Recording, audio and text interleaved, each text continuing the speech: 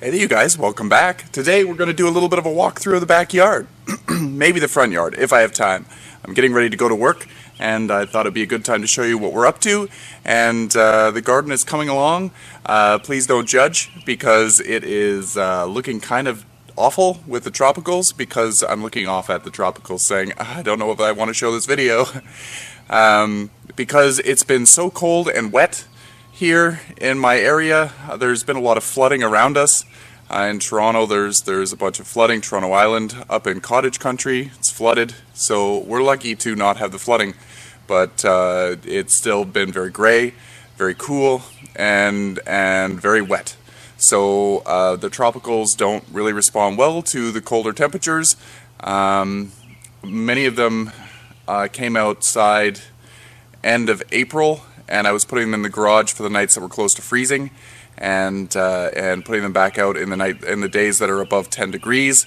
But the elephant ears, they slowed right down.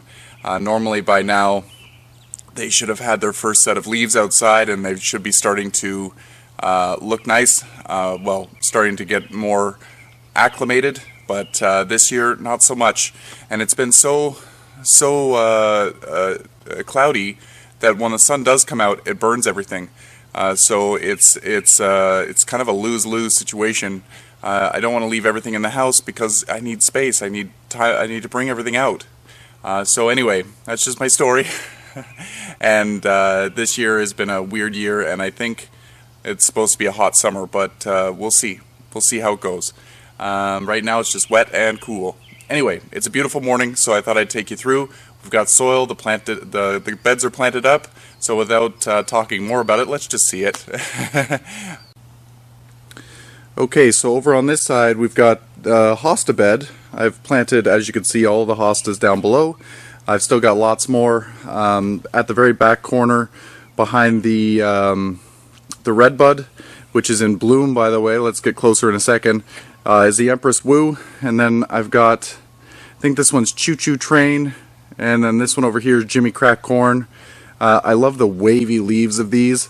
You'll see it when we get closer up. I'm not sure what this one is. It could be August Moon, but I don't know.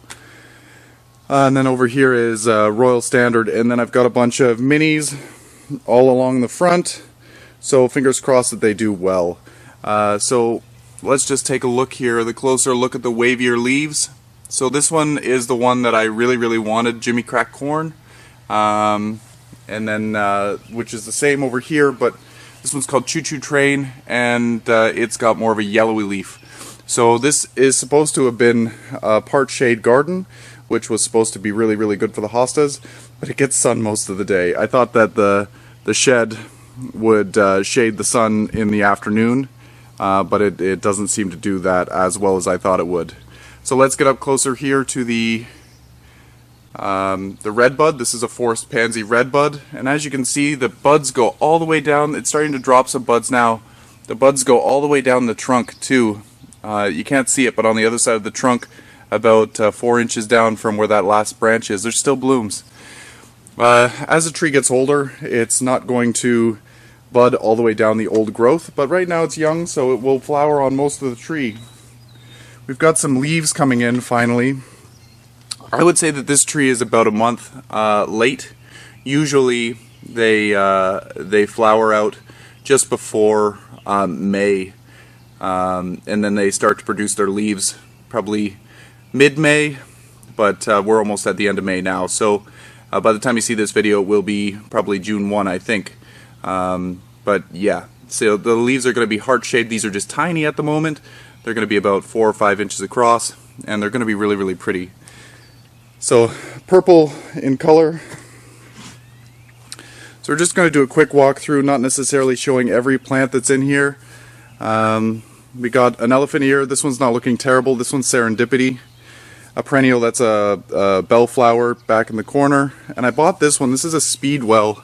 Here I said I'm not going to look at all the plants, but I'm going one by one. Speedwell, I bought this yesterday, and I bought it because there were so many little bees around it. So I'm hoping that it brings some bees to the garden. And it has a beautiful blue flower. So it's supposed to bloom most of the summer, from what I understand. So I'll trim it back when it looks like it's it's stopping the blooming process, and hopefully it pushes it into blooming some more. Got some pasque flowers. I've got 2 groups of those. My rickrack cactus is outside. I brought this out yesterday. It will burn, but right now it's looking really spindly. This is the growth that we got last summer, and then when I bring it inside, it gives me these long root, plentiful, long strings of growth that don't look very good, and then it will start producing the nicer growth again. So frustrating bringing that one inside. We've got the Peruvian daisies, or Peruvian daffodils. Oh my gosh, I've got all kinds of little bugs around me. When those bloom, I'll show you really, really pretty Hymenicalis, I think they're called. We've got some species tulips just dying down. I have ornamental onions on both sides of this little Japanese maple. I got this Japanese maple from a friend. It got a lot of dieback, and they didn't have space for it anymore, so I said, I'll take it. So it's doing really, really nicely. Got another Alocasia. This one is Borneo Giant, as I get it more in frame, and that one's supposed to be really, really big, but right now it has no leaves.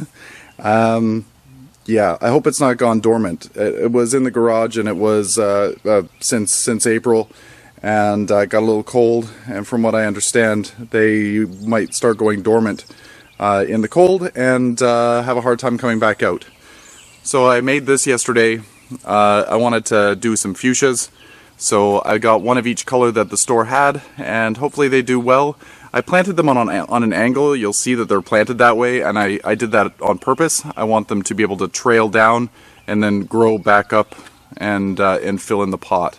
If I planted them all straight, it might not trail down as quickly. I've got the big Brookmansia here. It's going to do much better this year, I hope. It's not in a pot this year. For the last 2 or 3 years, it's been grown in a pot, and it hasn't done very well because I haven't been able to water it as much as I maybe am supposed to, and also feed it. It's going to be easier in the ground. This actually is a really wet area. The drainage is terrible here, so it's raised up a little bit, but the roots are going to be able to go down into that wet muck, and hopefully it will bloom profusely. Fingers crossed. So I have some here, Iris cristata. I thought that this was, I think it's called fan iris, I believe, but they're all kind of a fan iris. The foliage was so pretty and kind of symmetrical that I had to own it. So I hope that it grows like it grew in the pot. From what I understand, this can be a little bit more of an invasive species. I think it is a species, and it looks really, really pretty, but I'll keep it in check. I'll watch how it grows. The camera's not really doing the color justice. It's such a beautiful blue purple. I've got some catmint. That's going to be there to attract some bees. Bees love that. Got a globe thistle that I planted yesterday, and I've got some echinacea. Where am I here? Right by my finger here. That's from last year. Hopefully it grows well. And then I've got all kinds of elephant ears. Sorry, I'm getting all kinds of bugs flying in my mouth. It's disgusting. I don't know whether you're able to see them in the camera. So I'm not sure. Mayan mask, I think. This one is Patora, and this one is Borneo King. All of which are looking absolutely terrible. But I'm seeing that they're starting to put out new growth. There's a new leaf starting on this one. This plant here, because it's flowering, I find that after they finish flowering, they kind of don't do well. So I might end up taking this one out and tossing it out this year, and letting the new vigorous growth grow. You'll get the bigger leaves out of the newer plants. I've got a boxwood and a miniature rose. Mini roses do really, really well outside. The dark leaves really blend with the soil, so I'll have to look into maybe a lighter mulch. I usually like to do a chocolate brown mulch, but maybe I'll have to do a lighter mulch this year. And I found this one at the store, and it's a slipperwort. And look at it, it looks kind of like a lady slipper-ish with a little pocket. And I really like the leaves. The leaves have a cool rippled chip texture. and I really enjoy that. So I hope that that does well. It flowers in the spring. I see a bunch of new buds coming out, so hopefully I can enjoy it a little bit longer. And then the blue banana that I received from my friend, the red one might be dead. It's really not doing very well, but there's still some green, so fingers crossed. This is the Jack's Giant, and I've got the Jack's Giant colocasia. This is acanthus, so bear's breeches, I believe. And then here is the really sad ice cream banana. I brought this up the other day, so it's been whipped by the wind, and yeah, looks ugh, I can't wait for new growth. And the new growth will be more sturdy. I love this Japanese maple. I'm not sure what the variety is, but I love the leaves. Green Cascade, Japanese maple green cascade, but they're so dissected, it's really pretty. And then over here I've got some of the hens and chicks that I got from mail order. So what's this one, Reinhardt, and then the gold nugget, and I got this little stone crop. This stone crop is adorable with its little variegation. I've never had these particular stone crops grow back for me. Every time I grow them, they do beautifully in the summertime, and then they don't come back the next year. So I hope that being in a slightly warmer zone, that hopefully it does well. And then over here is a really interesting thing. Oh, there's the Opuntia that we planted, that we got from mail order. And this is a type of hardy agave, so I'll have to cover this over the winter. Supposedly it could deal with the cold winters, but it can't deal with wet. So I'll have to get some sort of cover for it, maybe a rose cone or something, to cover over top so the snow doesn't sit on it. And we'll see if it survives. Fingers crossed. And this is a Senecio angel wing, so I can't wait to see what this looks like. I see them in the catalogs all the time, and well, this year and last year, and I'm like, well, that's really neat. And I thought that it was fake, so I got one, and we'll see how it grows. Supposedly, some places are saying 16 inches tall, some are saying 22 inches tall, so I don't know what to believe. So we'll see about that. Oh, and another ornamental onion. I planted. I divided my plant into 4, and planted them all over the place because I really like them. They stay very uniformed. So up here, I brought out the Nepenthes. This is the Ventricosa, I believe. So it's going to be adjusting to the light levels. It'll love it out here. Over here, I've got a shelf with my. I'm going to put more plants out here. This alocasia came up yesterday, so I've got it in a shadier spot. Fingers crossed that it doesn't burn up. And I might take. They're all growing trunks in here. So I'm probably going to get rid of the ones with trunks and just save the new offsets, because the offsets, like I said before, produce the bigger leaves. They're more vigorous, and it's just the plants that you kind of want. And over here is my Frizzle Sizzle. It's been sitting in the window and inside, and it's been, let's take this over to the shadier spot. It's the first plant that I'm bringing out onto the shelf. So as you can see, it's not very frizzly or sizzly, but it's starting to do a little bit more twisting at the tips. So the light levels here are starting to get more strong. So instead of just being gangly and icky, they're starting to twist up again. So I thought bringing it outside, and I did this yesterday, will allow it to get more light and twist up the way that it should. So I'll do another update probably on this later on in the season and see what it looks like. Hopefully it's all twisted up like a dandelion. When you split them down the center and put them in some water, they twist right up. So yeah, look forward to showing you that. And soon I'm going to bring all sorts of plants, probably more of my succulents, highlight plants, and put them on this shelf for the summertime. I've got my crinum here in this pot, and my shadow's in the way. In this pot, it's not got any leaves yet, but hopefully it does very, very soon. And this is the red banana, the Siam red, I believe. It's still got some green to it, but it doesn't look very good. So fingers crossed that it will push out another leaf. Okay, so off to the side here, redid these gardens. I put these hostas were here. We just added more soil. So this is appletini and whiskey sour, and these are some seeds that I had grown from seeds I collected from my own plants. I think they're a mix of appletini because I think I grabbed them from around that area. So it's going to be similar to the appletini. And then back in the back I have some hellebore. And then over here, this is the cobra lily. Looks like it didn't like it out here, so hopefully it grows back from its bulb next year. But they do die down after they do their thing naturally, but that seems a little bit soon. Got some hostas. This year, the hostas, as they were unfurling, they were all crinkled up together, and they weren't opening. So I came in and tried to help them out this year. I don't know what's happening. It's kind of like a boxwood psyllid situation, but I don't think it is. But it's a similar situation.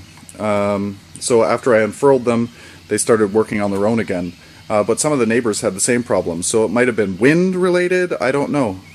So, and then I've got a bunch more small hostas here, doing their thing. So let's go check out the front yard very quick. It looks a little bit better, but still needs work. So here's our tree. This is a little, I think it's a little leaf linden, or it's just a linden. It's probably just a linden because it's really tall. I planted some salvia underneath with some portulaca. It was a combination that I did try to get out of the way of the camera. A combination I did last year, and I really enjoyed it. I love the colors of the portulaca, and the salvia just gives a little bit of height. And to the garden. It's hard to see with the sun. The dogwood is looking nice. It's starting to flower. Let me get into some shade here so the camera adjusts a little bit better. I ended up putting a few shrubs in here. I've got some small little boxwoods. I got one here. I've got a boxwood up there. I've got a hinoki cypress right here. And there's going to be, right where that painted daisy is, I'm going to put another boxwood. But I wanted to wait until the painted daisy blooms before I dig it up, because you never know after you dig those things up. It will survive, but it might look like hell for a month, all floppy and icky. So I'm just hoping that because it's been so wet, it won't have that adjustment shock. So anyway, let's get back to it. Let's look at this dogwood. The flowers are starting. I'm not sure whether this is stellar pink or whether it's like a satomi or something like that. Maybe somebody could let me know. I think that stellar pink is pink when it first comes out. This one comes out kind of white and then turns to pink. But I've seen some that are blooming and they're pink, but they have no leaves on them right now, and I'm thinking that might be the stellar pink. So this one does produce the red berries. But yeah, I'm surprised that we got blooms this year, because it was so windy during the winter, and in the spring, oh, the poor tree looked like it was going to get uprooted. Ugh, I felt so bad for it. I planted a morning glory, heavenly blue, along this chain link fence. Let's go back here quickly. Along the side of the house, for one, here we put a little trellis for these mandevillas, and the mandevillas are going to grow up there and hopefully act as a little bit of a windbreak, because it does get quite windy. And I've got this perennial passion flower. I might put that in the ground in the pot for winter to see if it survives, but right now it's just going to grow up there and bloom and be happy, I hope. I hope. So along this side of the house I wanted to do a cutting garden. So I don't have much going on here yet. I have all my plumerias that I finally brought outside, because it's been so cold. They don't like to be below 10 degrees Celsius. So once it started to become over 10 degrees, I started bringing them out. But it was a long wait. They should have already been out of dormancy, and they should have been outside already. But it's been a cold May. So, and then we've got some dahlias. I thought that these dahlias were going to be dead, because when I went down to check on them in early April, all the bulbs, all the tubers, they were all shriveled up. So I poured some water on it and then just put it back, and they started to sprout. So it's amazing what they will go through. I've got a bunch of plants. Some of them I just planted together, so they're going to be mixed colors. I use tomato cages so that it will hold them up a little bit, but this gets full afternoon sun, so they're going to love it. They might need to be sheltered a little bit from some sun, because sometimes you'll get burn on flowers. So let's go back out to the front. My little turtle head right here, and then I've got Summit Substance hosta. Summit Substance hosta does well or okay in sun, so I left it here for now. I'll probably end up moving it to the back because it will get very big. Garden is so mucky. The variegated lily of the valley. Look at the variegation. It's so pretty. I'm noticing that it's not as striking a variegation in the center, in the older area, and that worries me because when it has variegation, it grows slower. But when it gets when it loses its variegation, it gets rather invasive. So I need to really watch that. I'm going to watch how it grows and rip it out accordingly. This Hens and Chicks I thought was a goner, but it looks like, I can't remember the name, but it gets like a gray tone in the summertime. I'm very excited. In the winter it was purple, and I thought that it was going to die. I thought that it was actually Echeveria because it looks like Echeveria Lola when it's in the summertime. So very excited about this one, that it actually survived, and I hope that it divides and I'll put it elsewhere. I've got that perennial hibiscus, that beautiful pink one, sitting there. Hopefully it grows well. It's going to take a few years before the clump gets big enough to be really impressive, but hopefully it will give us a good show this year. Doesn't take much. Once they start flowering, they are stunning. So what else do we have here? We have the bastard balm. It is finally blooming. As you can see, they're starting to open.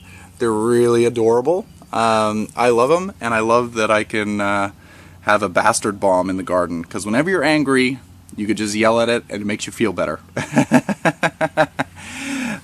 Some gentian or gentian or whatever people call it these days is right here. I've got another one on the other side, but this one is looking very, very nice. I love the glossiness of the leaf. I've got some Japanese forest grass that I divided when we brought up the soil level. Hopefully it does well, and this Japanese maple is doing beautifully. This Hens and Chicks is quite large. Look at the size of it compared to my hand. I'm not used to them being this big. And then I've got the Allium Ivory Queen, I believe, and it looks so nice. I love the leaves, and then the white blooms that come on top, just going to be stunning. And then here is the Painted Daisy.